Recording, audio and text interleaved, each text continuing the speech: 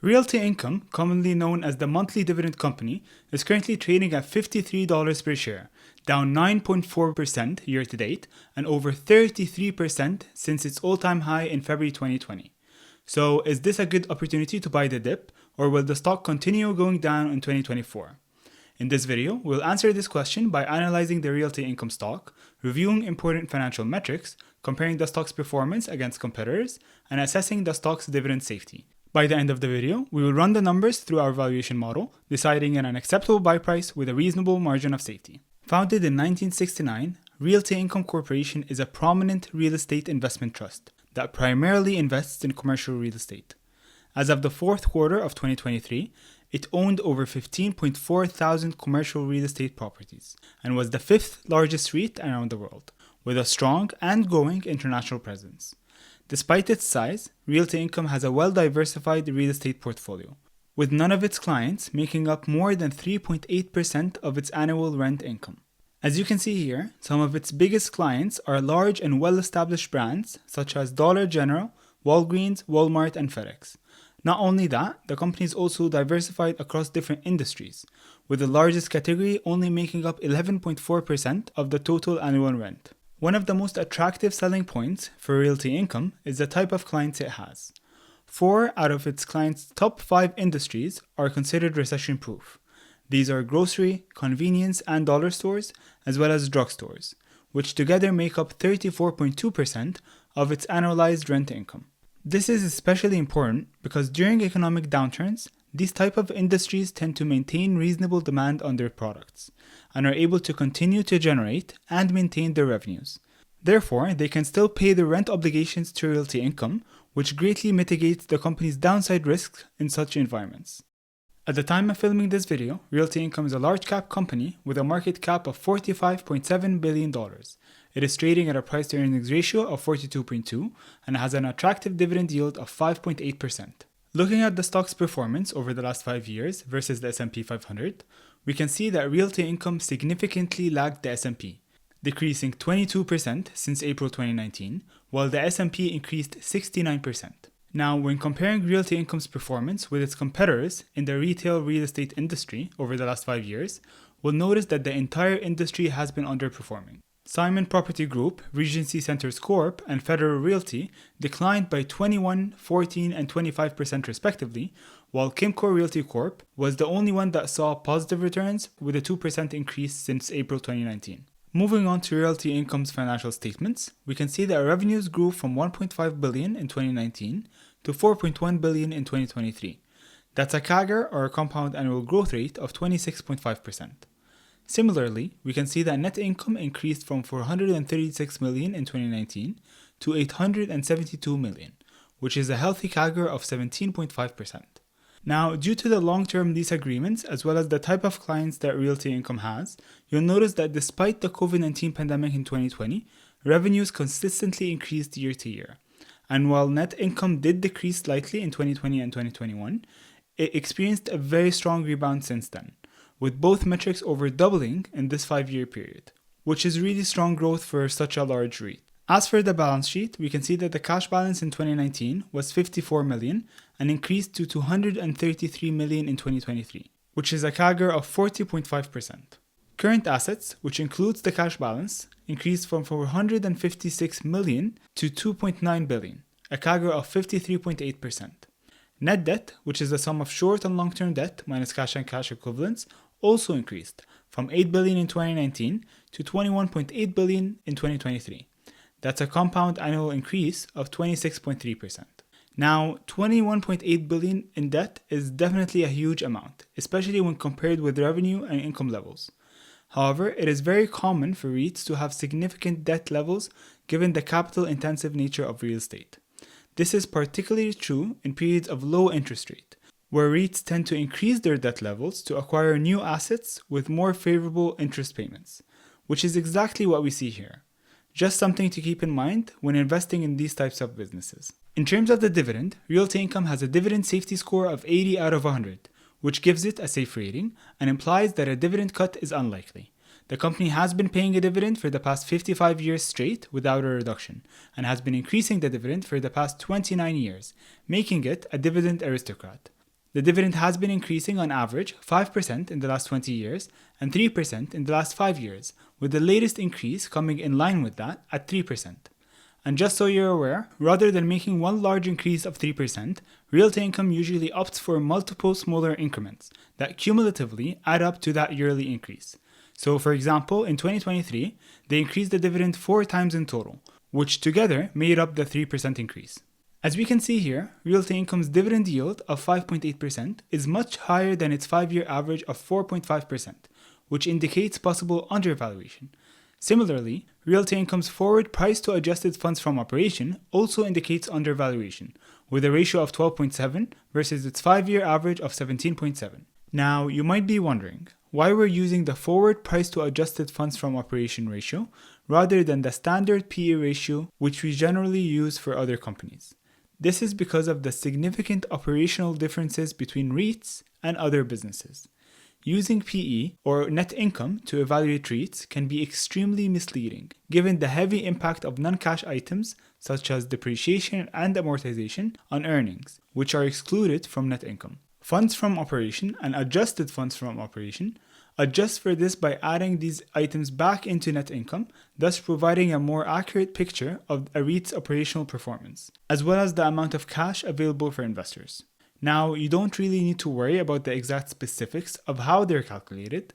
Just know that when it comes to REITs, these are the 2 main metrics used to evaluate financial performance, and that the adjusted funds from operation is a REIT's equivalent of free cash flow. So with that in mind, we can see here Realty Income's adjusted funds from operations payout ratio, which is currently 76% and expected to drop to 74% in the next 12 months, which is lower than our 90% preferred threshold for REITs.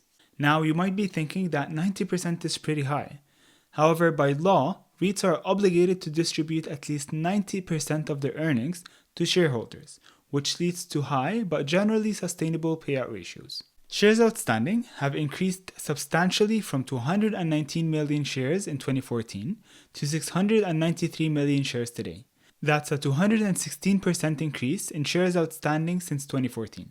This is definitely a huge red flag, as it signifies that Realty Income has been diluting their shareholders significantly, which is the exact opposite of what we would like to see. To better understand the impact of this dilution, let's say I owned half of the company in 2014. So 219 million shares over 2, that's 109.5 million shares, which is 50% of the entire business. If I kept these shares until today, the same 109.5 million shares would only be worth 15.8% of the company. So if I was getting 50% of the company's earnings in 2014 for owning 109.5 million shares, today I'm only getting 15.8% of earnings, which is obviously terrible. This is why in the world of finance, share dilution is commonly referred to as the silent killer of wealth.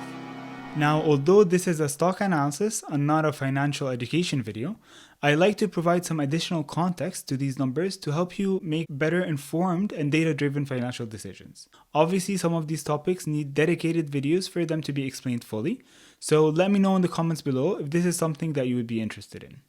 Now, coming to return on equity and return on invested capital, and just in case you're new to the channel, a high return on equity usually signifies a company's moat, while return on invested capital reflects management's ability to effectively allocate and reinvest capital. I generally like to see a minimum of 10% for both metrics, but based on my research, I found that REITs tend to average around 3 to 5%, and as we can see here, Realty Income's return on equity and return on invested capital are generally within that range, averaging 4.2 and 3.6% respectively since 2014. As for net debt to EBITDA, which is earnings before interest, taxes, depreciation, and amortization, we like to see it under 5.5 for REITs, and is currently over that threshold at 6.1, which basically means that it would take Realty Income over 6 years to pay all the company's debt with their net cash on hand. Now, it is expected to drop to 4.7 in the next 12 months, so it would be interesting to see if the company is able to maintain these lower levels in the future. Net debt to capital and interest coverage show a slightly better picture, with both metrics surpassing our preferred thresholds for REITs. So it seems like management is able to manage the company's debt, even though a lot of that debt is financed by issuing shares and diluting existing shareholders, which I generally don't like to see. One last thing to check before moving on to the valuation models is how did Realty Income perform in the last recession of 07-08, especially with the ongoing speculations of a recession in the near future. As we can see here, Realty Income actually increased the dividend during the recession. Its sales only decreased by 0.8%, which was above average growth, and the stock also beat the S&P 500, declining 43%, versus the S&P 500, which declined 55%. Jumping into our valuation models, we'll be reviewing 4 distinct models to get our intrinsic value and acceptable buy price. If you're enjoying the content so far, please smash the like button and subscribe to the channel to ensure that you're notified once we release similar videos in the future. Our first valuation model is the discounted cash flow model, where we estimate Realty Income's intrinsic value based on the present value of its estimated future cash flows. As we discussed earlier, we'll use the adjusted funds from operation instead of free cash flows because it's considered to be a more accurate measure of the residual cash flow available for shareholders. You can see here the adjusted funds from operation that Realty Income generated over the last 10 years, growing at an average 20.2% per year. Based on analyst estimates, we use a 6% growth rate for future cash flows. Using an 8% discount rate, we get the present value of all future cash flows as well as our terminal value. Adding them together, plus cash and cash equivalents, minus total debt, we get our enterprise value, which is the estimated total value of the company. Dividing the enterprise value by the total shares outstanding, we get a fair value of $53 per share. Now, historically, the S&P 500 returned 8 to 10% per year. And while past performances are not a guarantee of future returns, you might want to consider a higher discount rate, say 9%, given the additional risks of investing in one company versus a diversified ETF. With a 9% discount rate, our fair value decreases to $40 per share, which is lower than the current stock price. For this video, I'll keep the discount rate at 8%. However, if you would like a copy of these valuation models to use your preferred discount rates or maybe change any of my assumptions, you can now get one using the link in the description below. The second method is the multiples valuation model, where we obtain Realty Income's fair value based on the multiples of its competitors and companies within the same industry. We do so by getting their current price to adjusted funds from operation multiples, calculating the average, and multiplying it by Realty Income's current adjusted funds from operations per share to get a fair value of $66 per share. The third method is the dividend discount model, where we estimate Realty Income's fair value based on the present value of future dividend payments. You can see here Realty Income's total dividend paid per share in the last 5 years, which grew on average 3% per year. Given Realty Income's dividend track record, we'll just use the same 3% growth rate for future dividends. Discounted at 8%, we get a fair value of $63 per share, which is also higher than the current stock price. The last model that we will review today is the historical multiples valuation model, where we estimate Realty Income's fair value by considering the normal price to adjusted funds from operation ratios that the stock traded at historically. In our analysis, we'll use the 5, 10, and 20 years normal price to adjusted funds from operation ratios. As you can see here, the Realty Income stock was trading at an average ratio of 18.6 during the last 5 years, 18.8 in the last 10 years, and 17.5 in the last 20 years. We calculate their average and multiply it by Realty Income's current adjusted funds from operation per share to get a fair value of $73 per share. Finally, to obtain our intrinsic value and acceptable buy price, we take the average of the 4 fair value estimates generated by our model. The intrinsic value we get is $64 per share, which is higher than the current stock price but lower than its 52-week high. Without a margin of safety, the stock would be a buy at the current price. However, we always want to have a margin of safety to protect against downside risk. For high-quality companies with a wide moat, strong balance sheet, and good forward-looking data, a 10% margin of safety could be justified. With a 10% margin of safety, our acceptable buy price would be $58 per share. Now, given Realty Income's recently increasing debt levels, which we saw earlier, as well as the Fed's call for higher rates for longer, which will continue to put downward pressure on the stock price, you might want to consider a higher margin of safety when investing in Realty Income. For a 15% margin of safety, the acceptable buy price would be $54. If you're looking for a 20% margin of safety, your acceptable buy price would be $51 per share, which is just under the current stock price. And again, if you would like a copy of the valuation models I used in this video, feel free to get one from the link in the description below. In terms of Wall Street's expectations for Realty Income stock, they're forecasting it to trade at $61.6 per share in 12 months, which is just under our estimated intrinsic value, implying a 16% potential upside for the stock from current levels. Now, I personally believe that Realty Income is a high quality business with a very attractive dividend yield. I see it as a pure dividend play and one of the best monthly dividend stocks out there. And although I generally wouldn't buy it expecting a lot of growth in share price, I do think that at these price levels, there is some potential for price appreciation as multiples expand back to historical levels, as we observed in the historical multiples valuation model. Now, I generally don't like to invest in companies with high debt levels, but if I did, I personally would want at least 15 to 20% margin of safety for Realty Income. Now, as always, this is just my opinion. This is not personalized financial or investment advice, as I have no idea what your personal situation or investment timeline is. So please make sure to do your own research before making any investment decisions. If you enjoyed this analysis, don't forget to like and subscribe and watch my other stock analysis videos and let me know your thoughts in the comments below. Thank you very much for watching. Until next time.